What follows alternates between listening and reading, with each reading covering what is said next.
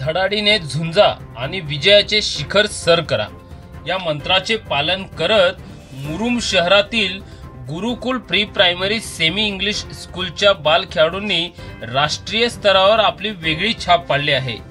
नाशिक येथे 29 व 30 एप्रिल रोजी पार पडलेल्या पहिल्या दांडपट्टा राष्ट्रीय अजिंक्यपद स्पर्धेत गुरुकुलच्या खेळाडूंनी 5 सुवर्ण आणि 1 रौप्य पदक पटकावत संपूर्ण मुरुमकरांचा अभिमान उंचावला।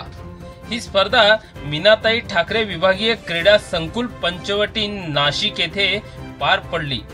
देशभरातून आलेल्या स्पर्धकांमध्ये गुरुकुलच्या खेळाडूंनी मुक्त शैली प्रकारात लक्षणीय कामगिरी करत नावलौकिक मिळवला। लहान वय असूनही जबरदस्त चिकाटी, आत्मविश्वास आणि शिस्तबद्ध सराव याच्या जोरावर त्यांनी हे यश संपादन केले।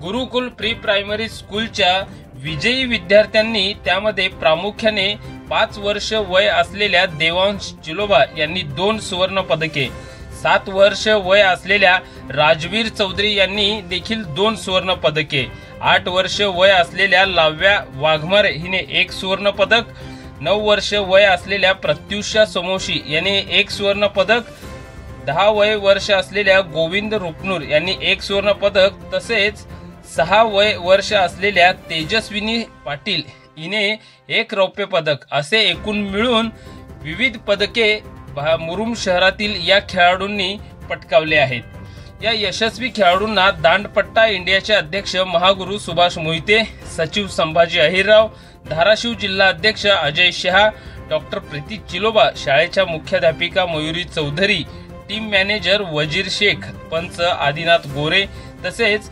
मार्गदर्शक मोहम्मद रफी शेख यांचे अमूल्य मार्गदर्शन लाभले। खेळाडूंनी मुरुममध्ये परतल्यानंतर शाळेच्या वतीने ढोल ताशांच्या गजरात, फुलांच्या वर्षावाने आणि टाळ्यांच्या कडकडाटात भव्य स्वागत करण्यात आले। शाळेतील शिक्षक, पालक वर्ग आणि स्थानिक नागरिकांनीही या विजेत्यांचे मनपूर्वक अभिनंदन केले। ही केवळ पदकाची कमाई नसून ग्रामीण भागातील गुणवत्तेला दिलेला राष्ट्रीय दर्जा आहे।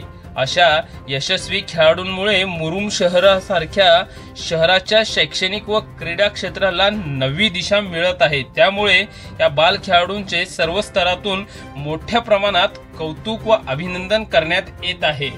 मुरुम शहर व परिसरातील सर्वच प्रकारच्या बातम्या पाहण्यासाठी आम्ही मुरुमकर यूट्यूब न्यूज पोर्टलला सबस्क्राइब करून लाईक, शेअर, कमेंट करायला विसरू नका।